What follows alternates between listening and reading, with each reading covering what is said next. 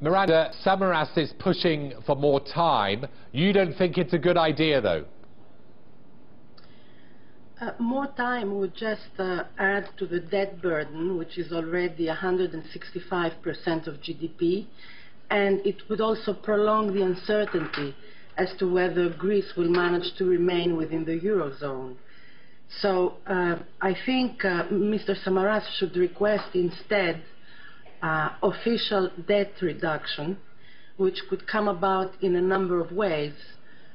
For example, the Eurozone could provide funds for bank recapitalization directly through the ESM, as is planned for Spain, or the ECB could take a haircut on 50 billion of Greek government bonds it accumulated under its securities market program. How likely is it that the ECB will take losses, will think well of these notions to take losses on its bond portfolio? For one thing, the ECB bought these bonds in the secondary market, not at full face value, but at a discount that I estimate at about 25 to 30%. So it could provide the haircut of 25 to 30% without losing money at all. So this seems like a good idea, Miranda. What about Samaras's view that actually, if you give Greece more time, he can find the additional funding himself through this IMF loan, through selling short-term debt, and through the postponement of an EU IMF loan to a few years out? Do you believe him? Could Samaras help find the finances himself? Has he consulted with the IMF in saying this?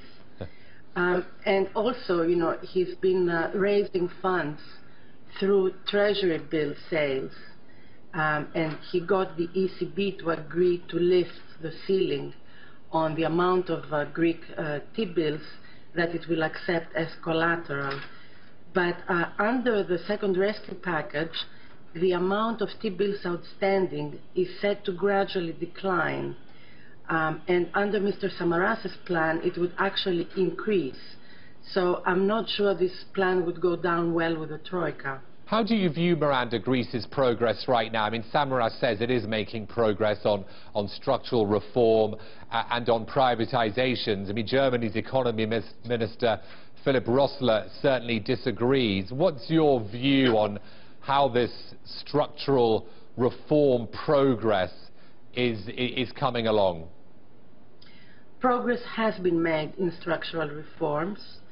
Unit labor costs are down very significantly because of the reform implemented under the Papademos government. And also much progress has been made on the budgetary front.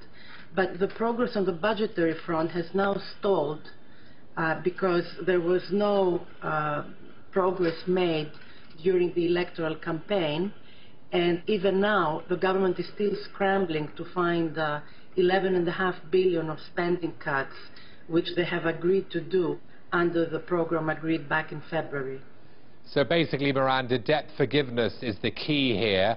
Is Greece going to be able to stay in the euro? What are your thoughts now? I believe Greece will stay. Getting out of the euro area would create chaos, not just for Greece, but also beyond Greece's borders. And it could start a run on banks throughout the European South. Doesn't it all ultimately, Miranda, come down to German domestic politics? It seems that many of Angela Merkel's senior ministers are against helping Greece, certainly giving it more money. So I suppose the question is the idea of the ECB writing down the value of its debt palatable to Germany? Yes or no? It may not be palatable to Germany, but as I said, you know, the ECB does not have to take a loss. It just has to pass on to Greece the benefit of the discount at which it bought those bonds in the secondary market. Okay, we shall see if that happens, if that eventually materializes. Miranda, thanks for joining us today. Miranda Xafa, President of EF Consulting.